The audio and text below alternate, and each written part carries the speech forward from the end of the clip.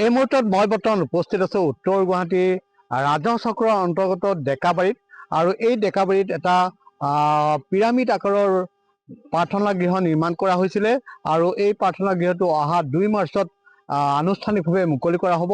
আৰু এই শুভাৰম্ভ অনুষ্ঠানত ৰাজ্যৰ মুখ্যমন্ত্ৰী ডক্টৰ হিমন্ত বিশ্ব শৰ্মা উপস্থিত থকাৰ কথা মই দেখুৱাইছোঁ। এয়া হৈছে উত্তৰ গুৱাহাটী ডেকাবাৰীত নিৰ্মাণ কৰা এটা সুবিশাল প্ৰাৰ্থনা গৃহ। এইটো পিৰামিড আকাৰত নিৰ্মাণ কৰা হৈছে আৰু এনেধৰণৰ পিৰামিড আকাৰৰ প্ৰাৰ্থনা গৃহ ৰাজ্যই নহয় উত্তৰ পূৰ্বাঞ্চলৰ কতোতে এনেধৰণৰ পিৰামিড আকাৰৰ প্ৰাৰ্থনা গৃহ আপুনি নেদেখিব।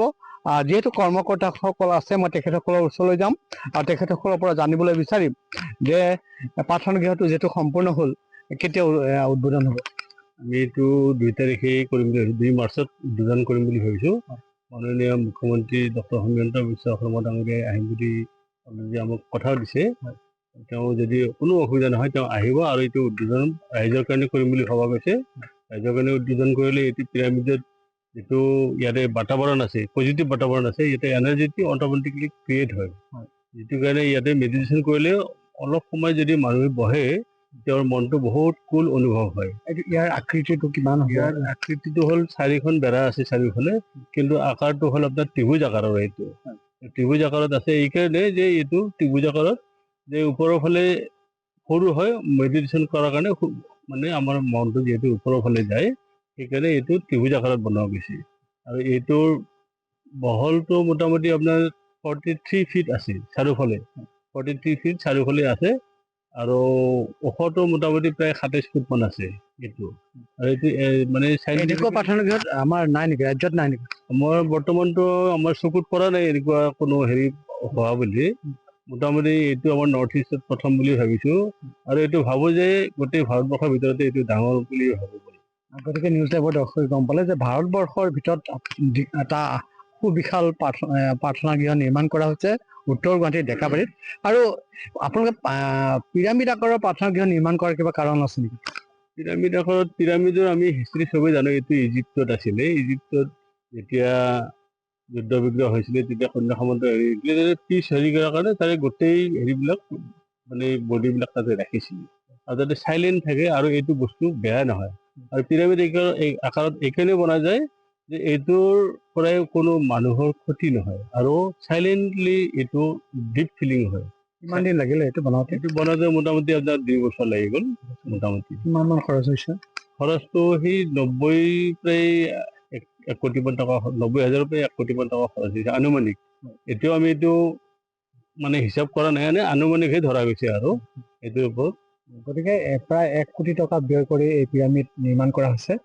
কি ক'ব, এয়া এটা আটক ধুনীয়া পিৰামিড আকাৰৰ প্ৰাৰ্থনা গৃহ নিৰ্মাণ কৰা হৈছে উত্তৰ গুৱাহাটীৰ ডেকাবাৰীত। আমি অত্যন্ত সুখী, আমাৰ খুবেই ভাল লাগিছে। এই পিৰামিড লগতে এই মাটিখিনিৰ ক্ষেত্ৰতো আমাৰ মাননীয় মুখ্যমন্ত্ৰী মহোদয় যথেষ্টখিনি সহায় সহযোগিতা আগবঢ়াইছে।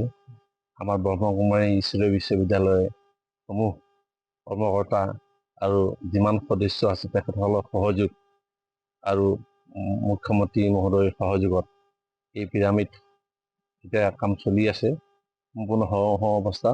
আমি 2 তাৰিখে যিহেতু উদ্বোধন কৰিম, ইয়ালৈ বহুত ভাল লাগিছে।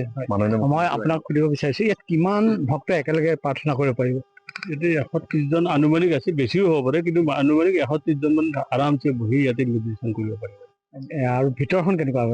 শব্দ ভিতৰখন আপোনাৰ এইটো ইকোষ্টিক ৱাল লগোৱা গৈছে, যিটো টাইলছ বুলি কোৱা যায়। টাইলছটো ইকোষ্টিক, এইটো মানে ইকোটো বাহিৰৰ শব্দ ভিতৰত নাহে, ভিতৰৰ শব্দ বাহিৰত নাযায়। আৰু এইটো কোনো মানে আপোনাৰ বাৰ্ণ প্ৰুফ বা ৱাটাৰ প্ৰুফ, এইটো বহুত চাইণ্টিফিকেলি হেৰি আছে। সম্পূৰ্ণ বিজ্ঞানসন্মতভাৱে নিৰ্মাণ কৰা হৈছে এই পিৰামিড আকাৰৰ প্ৰাৰ্থনা গৃহ। কেনেকুৱা লাগিছে? আৰু পিৰামিড আকাৰৰ প্ৰাৰ্থনা গৃহ ইতিমধ্যে সম্পূৰ্ণ হৈছে নিৰ্মাণ। ভাল লাগিছে, অতি ভাল লাগিছে। এনেকুৱা দেখিছে নে ক'ৰবাত? এনেকা দেখা নাই বৰ্তমান। এতিয়া আমাৰ অসমত এইটোৱে ফাৰ্ষ্ট টাইম দেখা পাইছো। প্ৰাৰ্থনা কৰিব আহিব নে? 2 তাৰিখে আহিব নে? আহিম, নিশ্চয় আহিম। আৰু সকলোৱে আহিব, মুখ্যমন্ত্ৰীও আহিব। নিশ্চিতভাৱে। বাইদেউ কেনেকুৱা লাগিছে? আমি অত্যন্ত সুখী, কাৰণ ইমান ধুনীয়া এটা প্ৰাৰ্থনা গৃহ আমাৰ কাৰণে তৈয়াৰ কৰা হৈছে। আমি সকলোৱে এই প্ৰাকৃতিক পৰিৱেশৰ মাজত সুন্দৰকৈ প্ৰাৰ্থনা কৰি ভগৱানৰ লগত আমি যোগাযোগ কৰিম তাৰ কাৰণে যিখিনি সুবিধা দিছে তাৰ কাৰণে মুখ্যমন্ত্ৰী মহোদয়ক বহুত ধন্যবাদ জ্ঞাপন কৰিছোঁ। নিশ্চিতভাৱে আৰু এনেধৰণে মুখ্যমন্ত্ৰী ডক্টৰ হিমন্ত বিশ্ব শৰ্মাক কৃতজ্ঞতা জ্ঞাপন কৰিছে আৰু এই প্ৰাৰ্থনা গৃহটো অহা 2 মাৰ্চত মুখ্যমন্ত্ৰী ডক্টৰ হিমন্ত বিশ্ব শৰ্মাই আনুষ্ঠানিকভাৱে মুকলি কৰিব।